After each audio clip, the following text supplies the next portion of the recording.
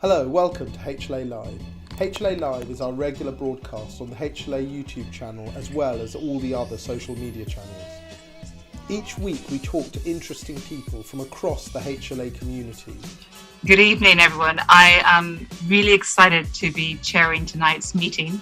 Hi, I'm Rosie Spooner and I'm hosting HLA Live this Wednesday. And I'm an HLA scholar and I'm also going to be your host this evening. To share with us their ideas and their innovations and hopefully bring them to a global audience. Quite quick, we have ideas, let's do this, let's do that. So many of the topics come from our community, with scholars and faculty expressing an interest in many of the discussions that we're about to have. Hello everyone and welcome to the HLA Live session on widening participation in the postgraduate realm. Homelessness and health. Addiction and the new normal. HLA programs are built on 6 pillars. The leader is an innovator and entrepreneur. The leader is a communicator. The leader is a manager. The leader as a negotiator. The leader as a follower. And the leader as a philosopher. If you are interested in becoming a HLA scholar, why not get in contact? Many of the episodes in HLA Live will cover one or more of these important pillars. The HLA team consists of Pedra, Eamon, Tim, Riddy, Alistair, Adil and Trisha, and a range of other HLA scholars and faculty.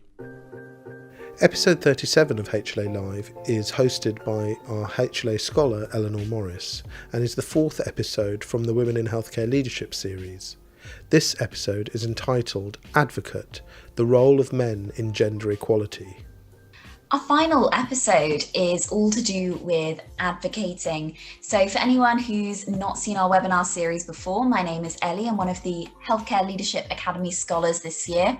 And this webinar series is from the Women in Healthcare Leadership Network. And we're really trying to bring people together to start a conversation and start educating about gender equality and healthcare leadership. This episode, as I say, is on advocating, and it's the role of men in gender equality, which I think we've all become far more aware of actually in more recent times than perhaps historically.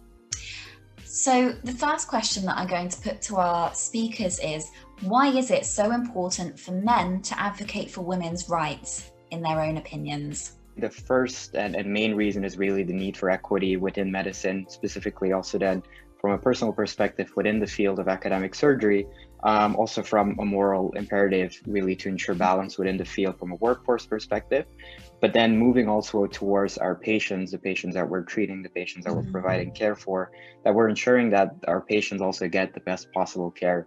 all men are related to a woman somewhere. They'll have a woman in their life that they have, that they love or they've cared for, even if she isn't around anymore. They will have somebody that means something to them, who is the other 50% of the population. It just makes a huge difference if you know that you have an ally on your side. Even if they're not related to them, even if they don't know them, because those women are someone else's mother, wife, partner, friend, sister, and so on. I haven't got to where I have if it wasn't for the support of many men that have helped me to get to where I am, mentors that have helped me to get to where I am, and as well as females. I think before men advocate for women, we need more women advocating for ourselves. So we need more empowerment, we need more mentoring of female role models to, their younger counterparts or their colleagues around them. Recent studies have also shown in medicine, but also specifically in surgery,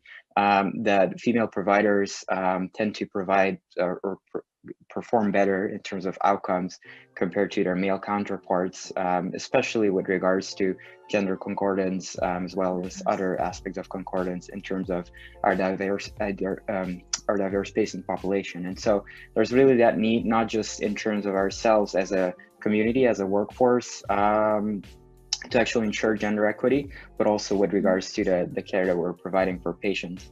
And kind of taking away that insecurity and competition and maybe putting forward nurturing collaboration, because that's what makes things so powerful. There's a lot of discussion about, women's leadership focusing on equality and politically, yes, it's so important. But within workplace settings and specifically healthcare, and sometimes taking this approach of saying to a man like, "Oh, you should be sticking up for us," or "I can't believe, you know, you're not doing this." Sometimes it puts the focus on, and it starts to kind of cause a reaction in a male that the female is trying to play a victim. It's not peaks and troughs. It's not a seesaw. It's not like if women come into power, they'll come thudding down to the ground and, oh my goodness, what will we do? You know, they're going to be up there and we're going to be down there. It's not a seesaw. I was part of I attended a webinar. Recently there was a dental webinar that was basically discussing this gender inequality within the boards of dentistry. It was hijacked by some attendees for whatever reason, I don't know why, and there were two males, and the only people that they would listen to really were the male attendees. I think that they were given far too much, you know, encouragement in actually continuing conversation. I think it was entertained too much. I think that a reaction was wanted, and that's what they were trying to get. They were trying to get a reaction, and actually all I seen was insecurity from them when this conversation was happening, because I thought these women are like fantastically showcasing who they are and experiences. And, you know, I felt that there was a bit of insecurity coming on board from the male counterparts who were involved in this. And, you know, we had some really empowering males that, you know, really, really did call out the issue. That were standing up for the speakers that were talking.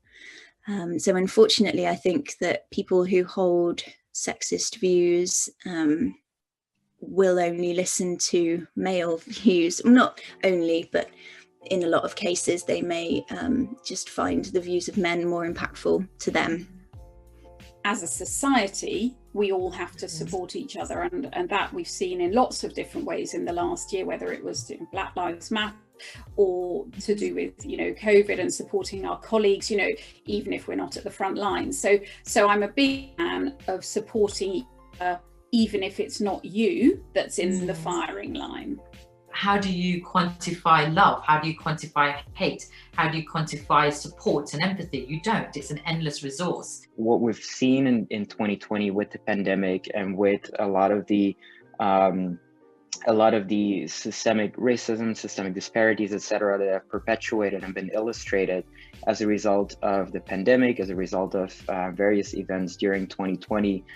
These have been very pervasive throughout medicine, throughout healthcare, and are impeding care for our patients, as well are impeding equity on the work floor. And having a diverse, equitable, inclusive workforce can also ensure that healthcare policies that we're setting, that the education that we're providing, that the systems that are in place are also more inclusive for our patients that we're treating for.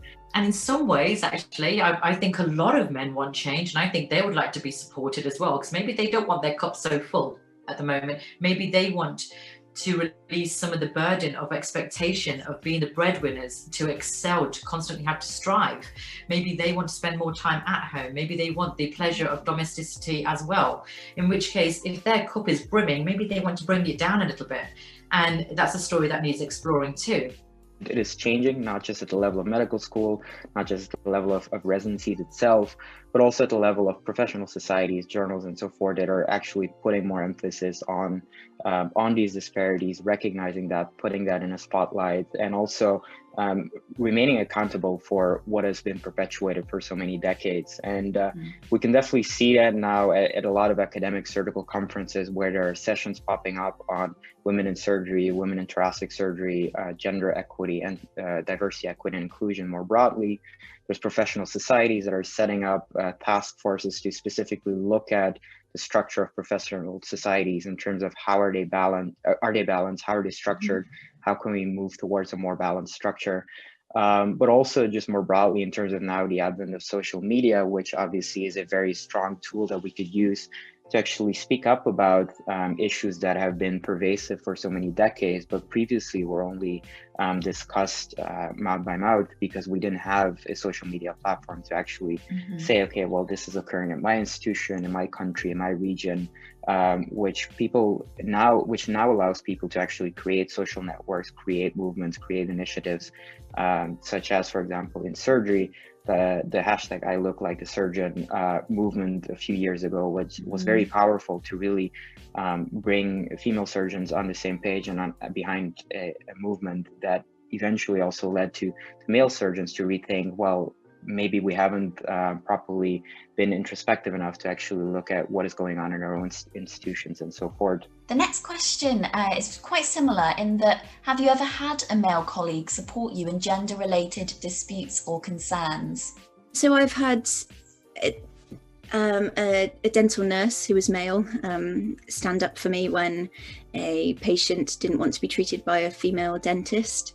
So initially the patient assumed that my colleague was the dentist, as they do, and then they found out that I was treating them.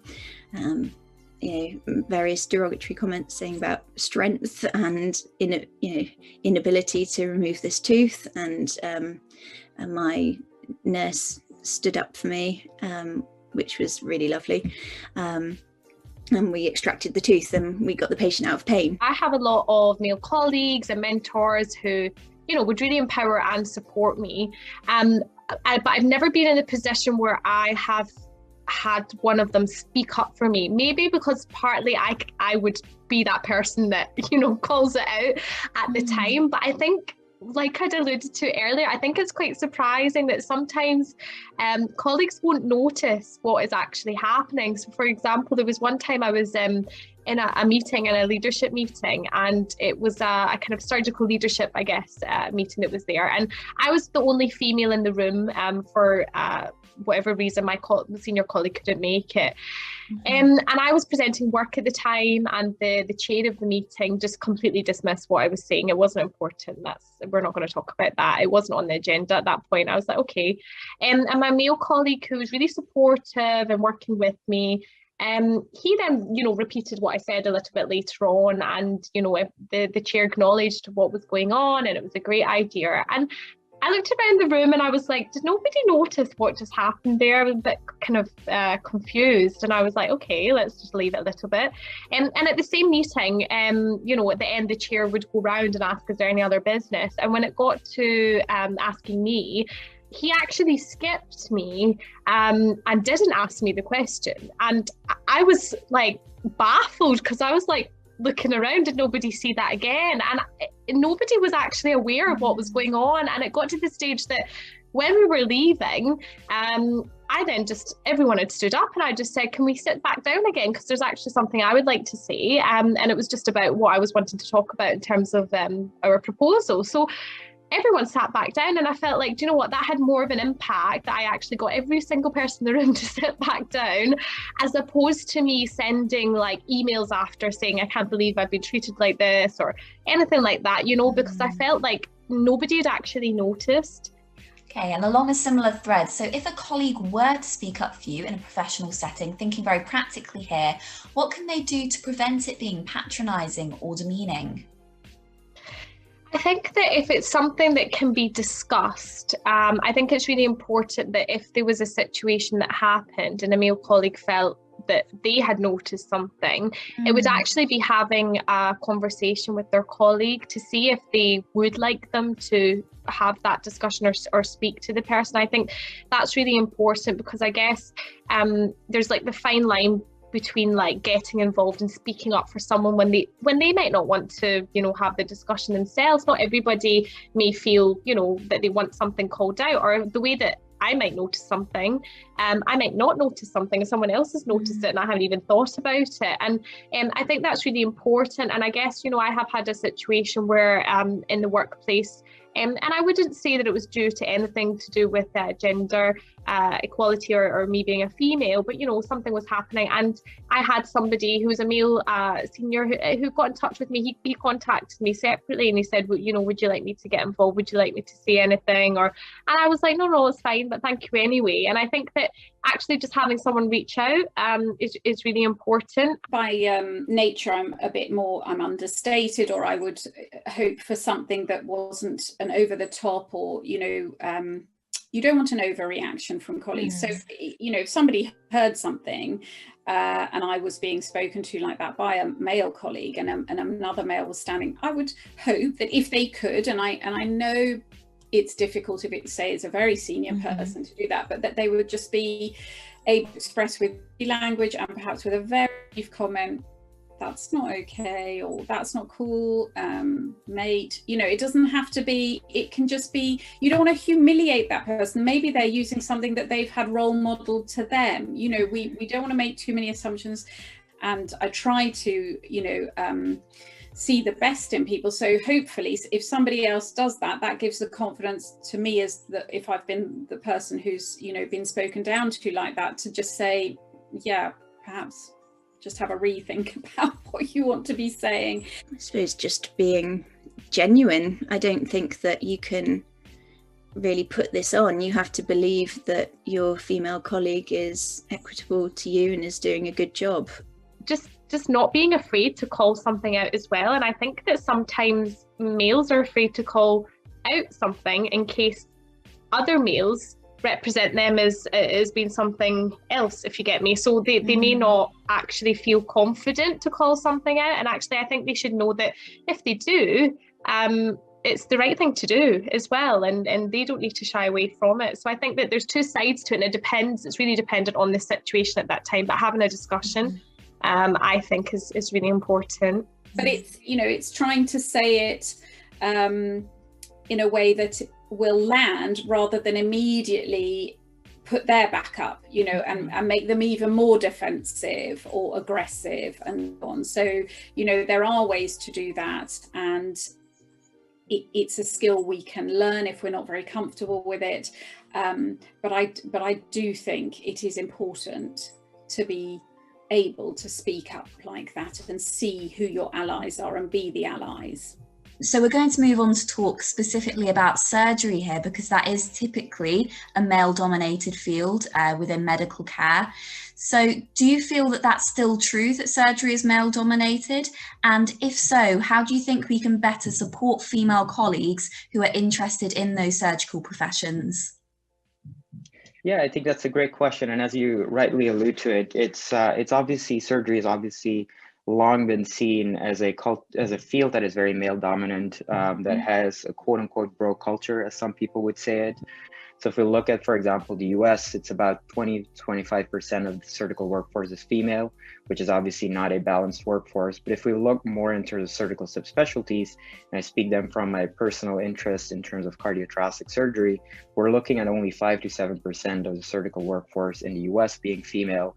And in other countries around the world, that might even be less than that. And so we're seeing that even though in recent years there has been a trend towards more women in surgery, especially given the fact that at the level of medical school, it's about 50-50. At the level of residency, it's not yet 50-50, apart from some programs, but it's definitely trending towards a broader balance. Whereas at the level of faculty, there is still a lot of work to do. Largely speaking, there are still a lot of gender-based disparities within the field of surgery, within academic surgery, within global surgery, based on gender pay gaps, based on microaggressions, based on unconscious bias, based on opportunities for career advancement, as well as in leadership positions. If I have to start at the level of leadership positions in terms of, for example, presidents of professional societies, in terms of division chairs, department chairs, and so forth, obviously they're really in the position to ensure sponsorship and mentorship more broadly for people within their division, for junior trainees and so forth, to actually ensure that there is an inclusive culture. They're able to promote the incorporation of unconscious bias trainings in terms of also providing an inclusive culture where people are allowed to speak up or encouraged to speak up, and that there is not a culture where that is reprimanded or looked down at. But also ensuring that people within the division, so for example, female surgeons within Department of Surgery, are also given opportunities to speak at rounds, to speak at conferences and so forth, so that it's not always the same male surgeons who are going to conferences, going to rounds, etc. If we're looking at more junior faculty, so faculty who are more junior surgeons or are not in leadership positions, obviously they play a big role in terms of peer mentorship, in terms of mentorship for junior faculty or trainees, medical students who are interested in pursuing a career in surgery, and really helping them to navigate the field, especially for those who have either been subject to systemic barriers, such as, for example, female trainees or underrepresented minorities, but also for those who have not had the opportunities because they are at an institution where there are just less opportunities, or where there are certain other issues that are impeding them in terms of actually getting engaged with opportunities, such as surgical research, such as doing an observership or an elective, and so forth. And my final question today is, how can we create a culture shift within the NHS? So, for example, if you had a magic wand, or thinking more realistically, what would you actually want to do to change that culture within the NHS? And what do you think is the next step towards gender equality in healthcare leadership? I think our male colleagues have to understand the difficulties that we face. They have to realise that sexism is a problem, and I think it's actually denied by the majority of males because they think they don't have an issue, they haven't been overtly sexist to anyone, so there isn't a problem. You know, they don't really understand why this is still ongoing. They just think we've addressed this, let's move on. Come on, we're being ridiculous. You know, we're not stuck in the Stone Ages. But actually there is an issue. There are certain people, men or women, or however they want to identify, where you're just not going to change their mind. It's such a wasted energy. You're not going to change everybody's mind, and the chances are, you know, if there was a homogeny of thought, we wouldn't be humans. It would be boring. It wouldn't work. You know, it's actually that up and down, that diversity of thought that makes life worth living. I think when it comes to sort of gender issues or race issues or trying to create change, just spend energy on those that are willing to listen, that have an open mind, that are mature enough to try something new. This culture shift that we speak about, it should have been shifted a long time before now. And I think that the magic wand is a wand that we need that doesn't run out of magic, and that it just continues to work, and for females to basically continue to strive for what they want. I think I've spent way too much energy and time on haters, just general people that, what's the point? They're never gonna change. It's either too ingrained and they're a product of their upbringing and they just don't want to. I have every faith in the new generation. I have every faith in the foundation dentists that I speak to, in my own kids. When I speak to them, they don't see colour. They don't see male or female, or girls can do this and boys can do this. They just don't. And it's so refreshing to hear it when they pull me up. And sometimes my unconscious bias, my prejudices that might come out in a way that, Mummy, why would you say that? But, Cassie could do that. Or why would you assume it's a man? I love it. So the future is bright and there is going to be the change. If I had a magic wand, it would have been easy because things would have become equitable in an instant. But I think in terms of really kind of actionable steps moving forward, I think there's a lot of things that we as a community can do, but especially as male allies or aspiring male allies could actually do to move towards gender equity and be more inclusive in the workplace and so forth. And I think the very first thing is really educating ourselves, because we as male allies, we go, or as male surgeons and trainees, we go through our training oftentimes being unaware of the actual barriers, or being aware of really how pervasive these barriers are and to what extent they're actually in place at our own institutions, which we might gloss over.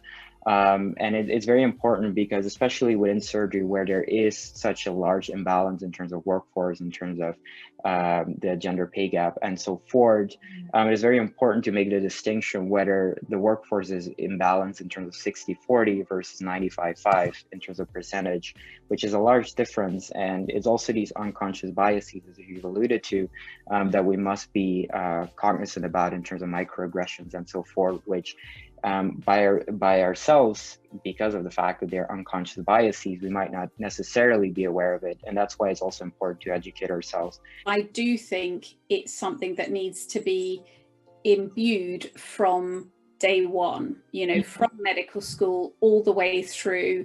the calling out, the being an ally, all of those things, there probably need, I mean, there may already be, I'm not up with the medical curriculum, but, you know, those things need to be talked about, openly discussed, maybe scenarios, you know, which are always a great way to address them, discussed, and not just obviously for the male female thing. You can make it very general. You can talk about whether you're being an ally and culturally sensitive and so on for lots of different groups of people, demographics. So perhaps that is happening already in medical schools, but for me it would have to be, you know, that it starts from day one. These are the messages. This is what's okay, this is what's not okay, and this is what you do if you're concerned. With regards to the culture within an institution, it's obviously also important for male surgeons, male faculty, etc., to also speak up when they notice that the culture is not good, or when people are subject to unconscious biases because, for example, a colleague might have said something where they not necessarily think that they're doing something wrong. Like, for example, calling all male colleagues doctor last name, but all their female colleagues only with the first name. And actively addressing that as well, and speaking up and saying, hey, okay, maybe we shouldn't be doing that, or maybe you should reconsider how you're currently navigating a certain situation, or how you're addressing people, etc. But at the same time, also trying to promote an inclusive culture. I think we really need to look at data. We've got data here, and I think if we look at the data, this is an issue that has been present in the NHS, in health and social care for a period of time, but it's not really been acted on. Apart from now, I feel that the conversation of the gaps that exist are happening, and I think that this evidence is very important. We need to look at what women want as well. So for me, I think that we need to identify the problem that is going on, and if there's lack of female representation in certain, you know, work life streams or boards, we need to look at why that is, because there's lots of different factors that might relate to this culture that exists. A specific example of that would be also being considerate in terms of the wording that we use.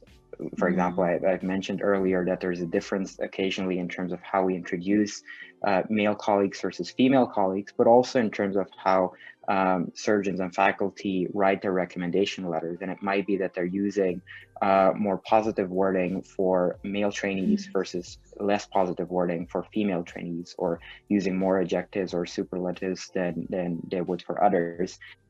Also, the structure of the NHS, maternity leave, I think that it's maybe the introduction or the promotion of paternity leave, making it more socially acceptable for men to take a bigger role in that sort of time period, and childcare onwards. So men understanding that male colleagues may need to take some leave to look after their children, or leave a clinic at 5 o'clock because they have to go and pick the children up because they have a wife who is also working. And that has to just be accepted as well. We need more female role models, 100%. How can you aspire to be in a position or go down a career pathway when you have nobody that you can relate to? And I have, you know, luckily, as my career progressed, met some fantastic mentors and female role models. But prior to that, I didn't have a female, apart from my own mum, who's not in healthcare. I didn't have a female within my career pathway that I looked at and thought, okay, that's it, I'm going to, you know, go down that route. I had to create my own path and make up as I went along, because, you know, I didn't have that. And I think that's really important. We need women in positions of power because they got there on their own merit. I think that we have to make sure that we're not scared to make the change and put ourselves in the positions that we might not feel would accept us. I think that we don't need to change to fit in, but the environment needs to adapt to females being involved in these conversations, sat at these tables, with our male counterparts, and our male counterparts really need to just welcome us. Being in a position that you are willing to not only take feedback, but also actively make time to actually listen to people within your division, to your colleagues, to your mentees, to your mentors, and so forth, and becoming a confident and saying, okay, I'll make the time to listen and to observe in terms of what are the barriers being faced, what are some of the barriers observed if it's a male colleague coming to us and saying, okay, we observed this. If it's a female colleague, that they're coming and say, okay, we have experienced this, etc., and that you are there in a position to learn and be there in a position to also mentor and help where possible. The problem is we're impatient now. We've waited too long, and we can't wait another 40 years for these guys to grow up and for change to happen. We need it now. And I don't think it's too much to ask. Women need to accept that there may be sexist as well. So there are underlying biases that I might have and I didn't realize I had until it just pings in your mind. Why am I thinking this about someone? I think even though I really advocate for women and I'm very, very passionate about gender equality, I think that we can be sexist as well without realizing. And I think that more females sharing their stories, even like interviews like this, so that people can actually hear what's going on, because you can say, oh, female don't get this role, or we can't get into this aspect of work because, it's all males. But actually females that have had experiences, and I've not had a massively long career, but in my career that I have had experiences and I can share them, and these things do happen, and it's not like a fabrication of females saying that we have an equality issue. It's actually backed by evidence of situations, and I think that we need to stop considering females as being highly emotional. We're actually highly resilient, and when we call things out, it's because things may be wrong, and that's why we do it. And I find it fascinating that we don't need to adapt into the situations or environments we're going into. The environment should be really adapting to us coming in, but also collectively speaking up on social media, at conference, etc., so that people are actually seeing, okay, it's more than just one or two lone wolves in the male community that are speaking up about this, but this he for she movement is really something that is broad across the globe, that is rapidly growing, etc., which might encourage those leaders who think that they are actually being inclusive, or who think that they're not subject to any of these unconscious biases, to potentially rethink and reconsider and be more introspective in terms of what is actually going on. This subject isn't a debate, it's a real life thing. This isn't something that's a debate that we need to see the sides. It happens, and there is gender inequality issues, and I think that it's changing that inequality to become equality. And I think that there's so much we can do, but I think that there's not one person that can change it, not one magic wand that can change it, but we all have to strive to make an improvement, and make sure that the environments we work in healthcare and the positions that are obtained are representative of the workforce that's there. And I'm looking forward to continuing this change, and I think that the more that this subject is discussed, the more change and confidence people have to actually get involved in changing it. So that's my view on it. Okay, thank you so much, everyone. That is the end of our final webinar of this series of 4 webinars across March 2021. Certainly, hopefully, people will continue to watch these webinars over the coming months and years. So if this is you, this was originally aired in March 2021. Thank you to everyone who has been involved in this series. Thank you to everyone from the Women in Healthcare Leadership Initiative, everyone from HLA Live and the wider HLA team. Thank you to all of our speakers, to everyone who's watched, to the charities who've partnered with us. It's been a really lovely project to be involved in, and hopefully some of you have found this educational or even just intriguing, and it might have prompted some of you to even go and find out a bit more about the topics involved. As with every episode, we're going to carry on the conversation now over on Twitter and via Clubhouse. As always, the Twitter hashtags are WIHL Webinars and HLA Live if you'd like to leave your comments on this episode. And equally, again, we're paired with charities each week. So this week we're looking at Melanin Medics. So you can find their details again in the YouTube description, and we'll have posted them on social media. So if you have a few pennies to spare, please head over and donate. Thank you again to everybody, and that brings us to the end. It's been lovely delivering these webinars to you.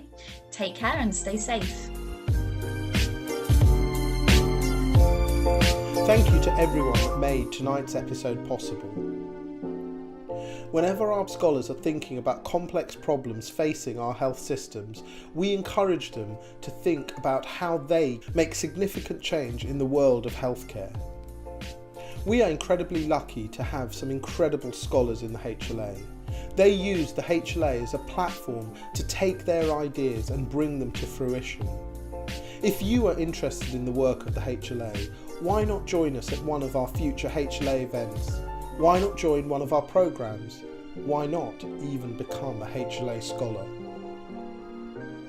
Thank you for joining us. My name is Johan Marlowe, the Director of the HLA, and it's a good night from all of us.